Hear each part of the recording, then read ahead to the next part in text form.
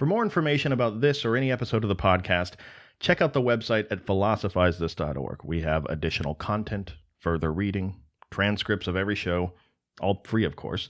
But if you value the show as an educational resource and you want to help keep it going, you can find out more about how to do that at patreon.com/philosophizethis. Or alternatively, if you're buying something from Amazon this week anyway, consider clicking through our banner. It's at the bottom center of the landing page of philosophizethis.org. Small percentage goes back to the show. It may just be a click for you, but every little bit adds up. Thank you for wanting to know more today than you did yesterday, and I hope you love the show. So I want to begin the show today by talking about something that Massimo Pigliucci, in my opinion, brilliantly said in the interview that we did with him last episode. More specifically, I guess, when I asked him the question, what did David Hume think that he was answering with his work? What questions faced him and his generation? What did he think he was setting out to comment on with all of his subsequent work? And Massimo said that David Hume would have thought that he was rebuilding philosophy from the ground up. But why would David Hume feel this way? I mean, it's kind of weird, don't you think? Like, where did philosophy go? You don't fix something that ain't broke. I got news for you guys. If you own a building, you don't rebuild the building for no reason. You embellish the building. Maybe you put down a floor rug. Maybe you put a likeness of yourself above the fireplace. You don't rebuild something. You don't bring in Miley Cyrus on a wrecking ball and just destroy the thing. Why was David Hume doing this? Well, the answer is because he destroyed it. At least, that's what he thought he did. Think about the conclusions that Hume arrived at by the end of his lifetime. Yeah, custom is the great guide of human life. But what is that, really? Really, that's only a consolation prize, a mere parting gift, after you've been eliminated from The Price is Right. After we've applied this rigorous skepticism to the world and we've arrived at the idea that we can't know anything for certain except for the fact that we exist, I guess that's what we're left with. And by the way, even that's subject to debate. The point is, if in fact we can't know anything for certain, then that doesn't leave much room for philosophy, does it? Well, I think it's important in the interest of understanding Immanuel Kant to just take a second to appreciate the situation he was born into. Immanuel Kant was born on April 22nd, 1724 in Königsberg. That would make him a Prussian at the time. It would make him a beneficiary to the rule and prosperity of Frederick the Great. It would make him kind of a weird guy. Like, he never left his house. Really. I'm serious. His entire life, he never really ventured past about 20 miles in any direction of the home that he lived in. He was incredibly disciplined, incredibly ritualistic. Like, he famously had all these little routines that he did every day to get him into the proper mindset. Like, he had to always go on a morning walk, and he had to do it at the exact same time every day. But, on the other hand, you can't really criticize the guy too much. He's widely considered to be one of the greatest philosophers of all time. In fact, many people would say that to even question whether he is the greatest philosopher is tantamount to insulting the man. What I want to talk about is how he rose to the occasion, and what sort of historical occasion he was born into in the first place. See, this is one of those really fascinating things about history to me. Like, do you ever think about how little control you have over whether you're one of these people that they write entire chapters about in the history books? Regardless of what discipline you're talking about specifically. Whenever somebody talks about someone who's the greatest of all time at something, the GOAT, right? You can't help but notice that in most cases, so much of what makes someone the greatest ever, as opposed to just merely good at their job, was completely out of their control. Like, there's a strange serendipity to being the greatest, is what I'm saying. Like, if you ask the average person, who is the greatest American president of all time? Who is it? What are they going to say? With their Pawn Stars education and history. That wheezing, laughing, bald dude that owns a pawn shop in the middle of the desert. What would that guy say? 3 names, right? FDR, Abe Lincoln, George Washington. And he's completely right, by the way. But it's interesting. Why are these the guys that we look at? Why are these 3 so much better than all the other ones that ever existed? What about Grover Cleveland? Whatever happened to Grover Cleveland? Where's the love for old Grover? Well, I'll tell you the mistake that Grover made. He wasn't the president during one of the most trying times in American history. All 3 of these guys that we just talked about had their foils that made them great, right? Washington had the Revolutionary War, Lincoln had the Civil War, FDR had the Great Depression. These were massive crossroads in the history of the United States, moments that, more than arguably any other time in our country's history, when we needed a leader to deliver us unto evil. If George Washington was Muhammad Ali, then the Revolutionary War was his Frazier. Now, these guys were all incredible. I'm not saying they weren't. But it's interesting to think about how so much of what makes you get that promotion, the promotion from someone who's just really good at their job to the greatest ever, most of the time it has to do with events that are entirely out of your control, and Kant is no exception to this. I mean, just consider for a second the historical Goldilocks zone that Kant is born into here. 1724, in Prussia. Firstly, he's fortunate enough to be at the tail end of this long debate that's been going on between the continental rationalists and the British empiricists. This gives him a very unique ability to see all of the effects of all of their work as they're applied to secular institutions. Not all of them got that luxury. For example, he's not born too early. He's not born so early in history to have to be a pioneer, like a Descartes or a Francis Bacon. In that same way, geographically speaking, he's in Königsberg. He's not forced to be immersed in a revolution, someone like a Voltaire or a Rousseau. I mean, I guess what I'm saying is that he's very fortunate for the situation that he was born into. He's very much a fly on the wall to all this amazing stuff that's going on around him in Europe all the time. Well, that is, if a fly didn't spend all day sitting on the wall, eating trash, vomiting on the wall. Kant's like a really, really smart fly that realized he's probably vomiting all day because he's eating trash. And he took this perspective and he applied it to his work, and boy did it serve him well. Because as we've been talking about for the last dozen or so episodes of the podcast, the world has been changing. A lot of stuff's going on. And in many ways, Kant thought that this all started with Copernicus. That big moment when we all collectively realized that we weren't the center of the universe. No, in fact, the Earth revolves around the sun. And all those shiny spots out there in the night sky, yeah, those aren't celestial road flares or something. They're stars with other planets revolving around them. And as we've talked about on the show before, the implications of this fact were massive. See, Kant saw Copernicus as nothing short of a complete revolution in the way that we humans perceive the world around us. He saw the progress of the scientific revolution. He saw the incredible feats that it was capable of firsthand. I mean, just think about it for a second. Just a few conclusions that a small handful of people arrived at paved the way for a wealth of knowledge about the universe around us. Just think about the power of that. Just a few maxims, a few laws from people like Galileo, Newton, Kepler, and yes, Copernicus in this case, took us from a place where we knew nothing about the universe to feeling confident, as though we knew more than we ever had before. Living during the time when you could see the very real benefits of this knowledge firsthand, it's not difficult to see why someone like David Hume would have such contempt for speculative thinking, for thinking like metaphysics. This stuff had led us down a dark path in the past. Why would we do it again? What's the use in doing it again? This is something that's actually a common subject that comes up in these science versus religion debates that we've been touching on lately. Someone will say something like, my belief in God or my belief in the divinity of Jesus is not a scientific claim. It's a metaphysical claim. To hold my own metaphysical speculation to the rigors of scientific scrutiny is just unfair, because it's not science, it's metaphysics. But people like Hume would no doubt say back to this person, well, that's precisely why you're calling it metaphysics, right? I mean, that's precisely what's wrong with using metaphysics as a means of arriving at reliable knowledge in the first place. They call their ideas metaphysics to escape scientific scrutiny. Hume would say, that's fine if you want to call the New Testament a work of metaphysics, but just realize that Plato's Timaeus was a work of metaphysics. Leibniz, Plotinus, all metaphysical systems that are completely unverifiable, and you're now aligning yourself with that. By the way, you could do this with anything. I could say that the Earth is flat. I could call it a metaphysical belief that I have, and then say it's unfair for you to hold me to scientific scrutiny because I'm making a metaphysical assertion here. This is the sort of thinking that leads David Hume to have such a strong conviction about us proportioning our belief to the evidence. This is the sort of thinking that has Hume, urging us to commit metaphysics to the flames. He thinks it's that useless, that destructive. It's all unverifiable speculation. And then once we get there, we're faced with a new problem, right? Like, what means do we use to arrive at something more legitimate? We proportion our belief to the evidence. Custom is the great guide of human life. And that becomes the task of philosophy and science at that point. This is something that we should all be very aware of.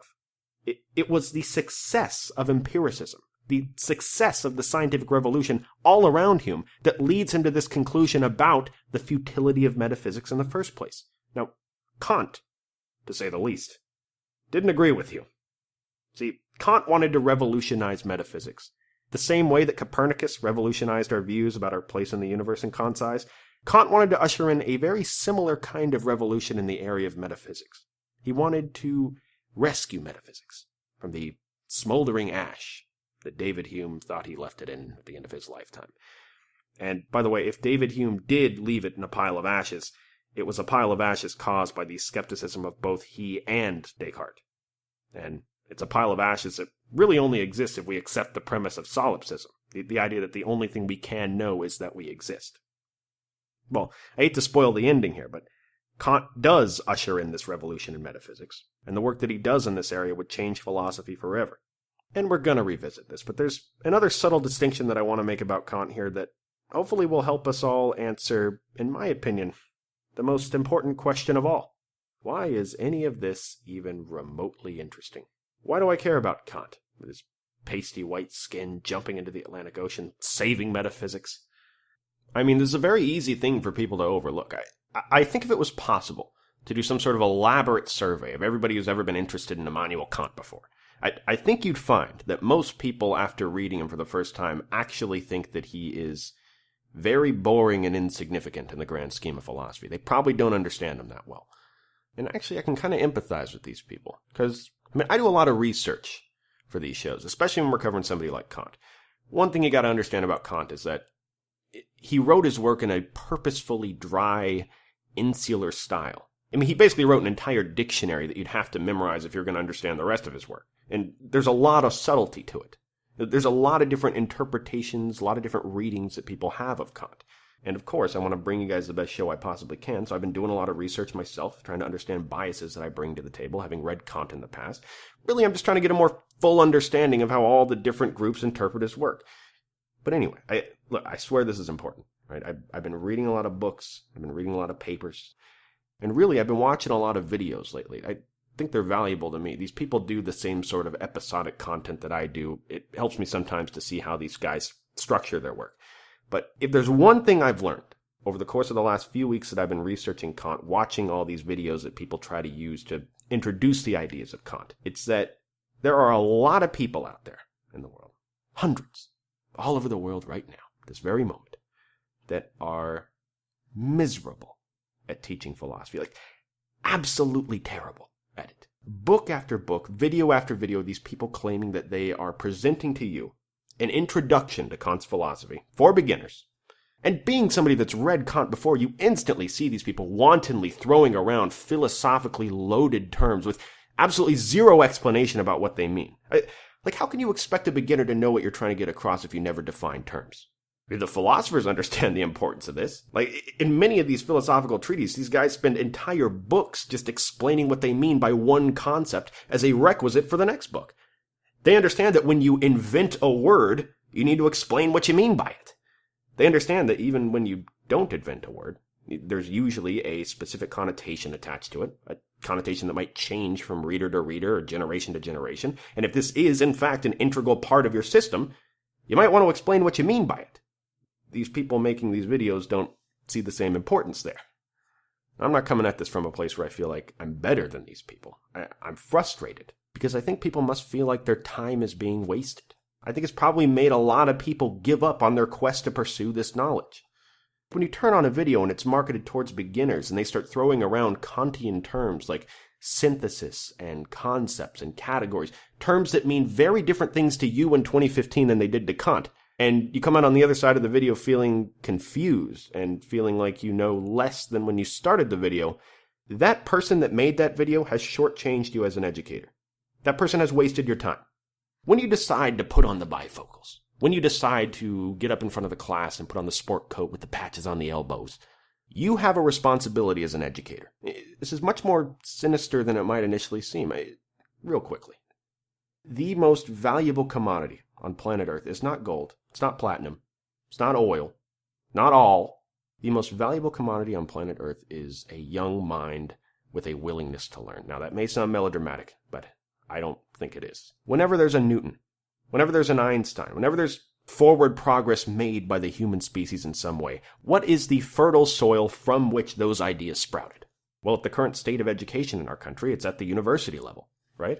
Now, when an excited young mind, very much like you guys, listen to this show, when an excited young mind signs up for a Philosophy 101 class, and they go in there on the first day and they want to know what it's all about, and on the first day of class, some teacher gets up there with tenure, and they just start throwing around philosophically loaded terms without ever defining them. They start talking about super specific, complex aspects of philosophy, and is basically just reveling in the fact that he speaks a different language than these people do. Oh, let me translate this sophisticated philosophy down to you people.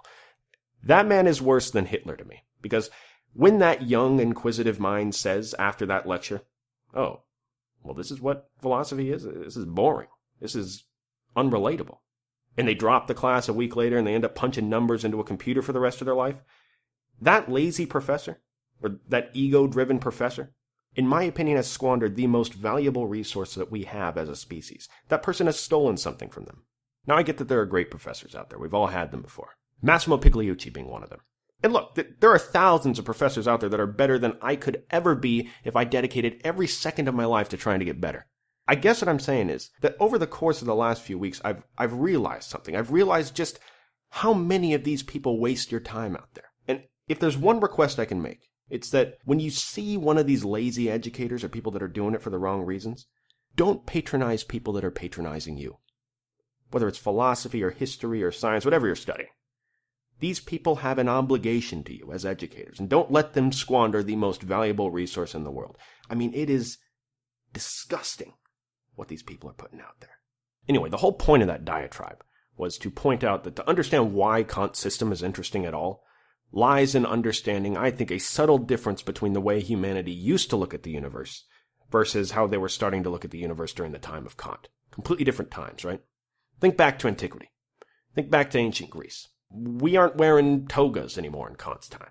The world's a very different place back then. When Socrates, Plato, and Aristotle look out at the night sky, in one sense it was the exact same night sky that Galileo looked out into, right? It was the same stars, the same blackness. But in another sense, they were looking at a completely different universe. What's the vocabulary that pervades all of their work? You know, they looked out into the sky and they looked out into a harmonious, ordered cosmos. The point is, there were first principles in play here. Right? Things about the universe that underlied any future inference that you could make about the universe. We've talked about many of them. Probably the most important one here is the fact that there was order to the universe. We could look at how perfectly all the different aspects of nature work together. We could look at things like the movement of the celestial bodies, and we could conclude back then that we lived in an ordered cosmos. So in that world, science becomes a really easy task for humans, right? We go around, agents of reason, existing in this ordered universe, looking at nature, and garnering information about it. We are passengers in this world. Science was a passive process during antiquity. We sit back, as humans engaging in science, we sit back and we observe like we're watching a movie. We observe and try to uncover the order and beauty of nature. That was science. Now, fast forward to Kant's time, post-scientific revolution, and science looks very different now. We look out into that same night sky, and we see chaos. We've talked about it multiple times on the show, but this is a big deal. Because when you remove these first principles, a lot changes. If we don't have the first principles of order and harmony to the universe, how can we do science in good conscience? How can we be sure that we can consistently measure anything? The entire process of science needs to change. We're no longer observing harmony in the universe. Now science becomes an active, constructive process. This is a subtle change, but it's a very important one to people like Kant. We aren't these passengers receiving the order of the universe. So in that way, any scientific method that we make, any law, any rule that we ascribe, any connection or associations that we make between anything in the universe, is us as humans projecting ourselves onto it in some way. These associations that we make between phenomena in the world, any phenomena, are human constructs, imposed by us as a third party, and the point is, we should look at them that way. For example, think of what Hume's getting at when he calls into question the idea of causation, right? He says we look around us, we see this chaotic flurry of phenomena happening all around us, and in an attempt to try to make sense of it all, We look through the lens of cause and effect. We flip on the light switch and that turns the light on. That pool ball over there moved that other pool ball. But these connections are imposed by us onto the universe, not given to us by the universe. This is a construction by humans to try to make sense of it all. So this is the revolution that Kant's aiming for. How do we, as human beings, in good conscience, make these connections about the universe? Is it even possible? How do we even arrive at laws that can serve as a foundation for knowing anything about the universe? Well, these are big questions, and whatever it is, one thing seems for certain, right? It seems like a big, big part of whatever this is going to be contingent on how we, as humans, how our minds specifically perceive the world, if the real world is even what we're seeing when we look out at the world. This active construction of his system is what we'll spend quite a bit of time on, but just understand right now the magnitude of this task that he set out to do. He's not just trying to revolutionize what and how we know what we do. He's trying to revolutionize, in the vein of Copernicus, our understanding of how we think at all. Now, there may not be a perfect place to begin talking about Kant's system. I think no matter what I do, it's going to be imperfect. But given the amount of time that I have left in the show, I think I might begin with something that we're all kind of familiar with, because we've talked loosely about it before. Now, I want you to imagine a giant dinner party, an elaborate formal dinner party, like the symposium, where every philosopher that lived before Immanuel Kant has a spot at the table. There's a podium up at the front of the room. They all get up there in chronological order and they start giving speeches about their philosophy. The night would probably end with David Hume getting up there, breaking down everyone's arguments, saying they're pretending to know things that we cannot know, making unfounded assumptions, unfounded inferences.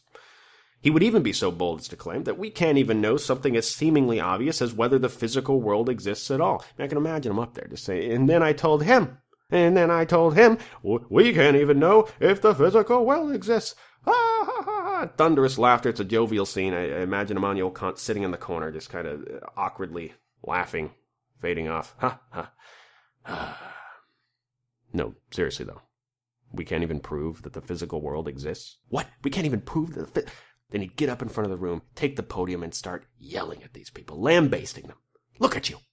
What's the point of philosophy? Is philosophy a joke? Look, we all fancy ourselves to be really, really smart people, right? But just think about how pathetic our situation is. Look at how little we've done and how much time we've had to do it. And there's more genius in this room than a Mensa meeting, but we can't even prove that anything outside of us exists. Nobody's ever proven that the physical world exists. It's right in front of us. Immanuel Kant would probably say, all right, enough of this nonsense.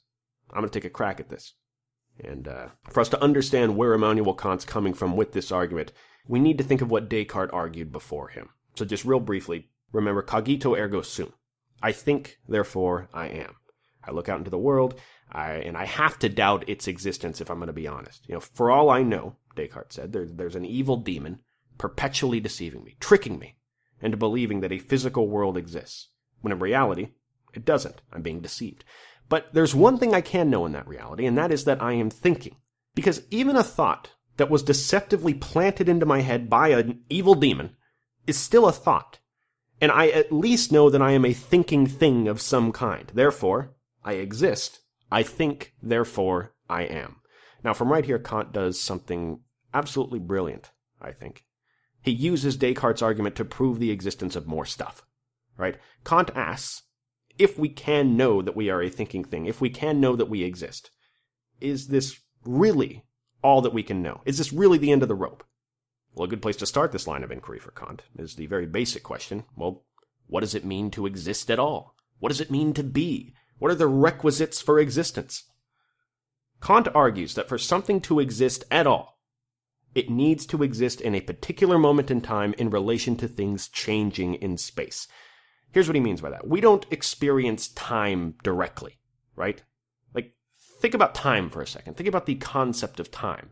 It's kind of mind-numbing, right? What is this thing that we call time that we're talking about? Sure, we as humans think about it in terms of, easily understandable things. We think about it in terms of a watch on our wrist, a timer on our phone.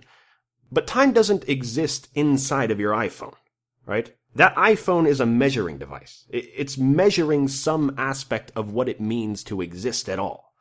Now, whenever you exist, Kant says, you exist at some precise moment in time. And in that way, to be something that exists requires that you are existing at least a fleeting present moment.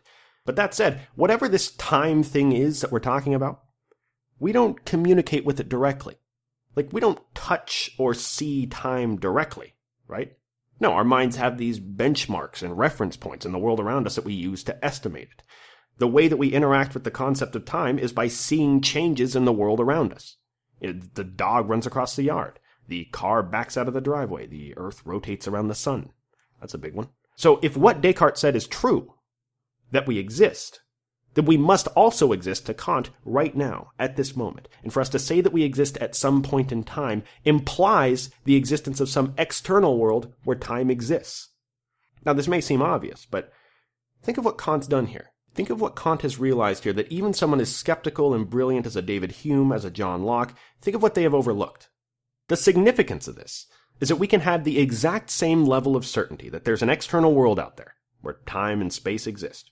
We can have the exact same certainty that we have when thinking about ourselves as thinking things, as Descartes argued. And if that is a certainty, then the existence of space and time must also be a certainty. Again, this is a very broad strokes explanation. We're going to have a lot more time next week to dive into this stuff. There's a lot of subtlety here. But next week, we'll be able to dive deeper, flesh them out a bit. I look forward to seeing you then. Thank you for listening. I'll talk to you next time.